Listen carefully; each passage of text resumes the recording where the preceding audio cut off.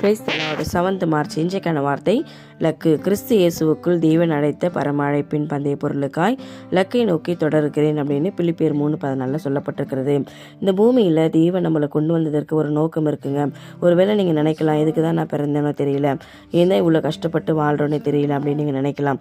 ஆனால் உங்கள் வாழ்க்கையில் உங்களை குறித்ததான தேவனுக்கு, உங்களை படைத்த கர்த்தருக்கு ஒரு திட்டமான ஒரு நோக்கமும் ஒரு தெரிந்து கொள்ளுதலும் உண்டுங்க. அதை உறுதிப்படுத்த நீங்கள் தினமும் ஜெபிக்கணும், வேதத்தை வாசிக்கணும், தேவனோட கூட இசைந்த ஒரு வாழ்வை நீங்கள் வாழணும். நம்ம ஓட்டத்தோட முடிவு என்னவா இருக்கணும் தெரியுமா? பரலோக ராஜ்யமாக தான் இருக்கணும். நம்ம வாழ்க்கையே ஒரு ஓட்டப்பந்தயம் தாங்க. லக்கு பரலோக ராஜ்யம், பந்தய பொருள் பார்த்திங்கன்னா ஜீவகிரீடம். இந்த ஓட்டப்பந்தயத்தில் நம்ம வேகமாக ஓட்டணும் அப்படின்லாம் கிடையாது. தேவன் அழைச்ச அழைப்பில் நம்ம கவனமாக அவருக்கு பிரியமாக கீழ்ப்படிந்து ஓட்டினா போதுங்க. எத்தனை கடிவாளங்கள் போட்டாலும் லக்கை நோக்கி ஓடிக்கிட்டே இருங்க. இப்படி பிரச்சனையை பார்த்து நீங்கள் சோர்ந்து போயிட்டு உட்காந்துட்டே இருந்தீங்கன்னா லக்கை நீங்கள் தொடர முடியாது. Bye thoughts of Kerlin. Have a nice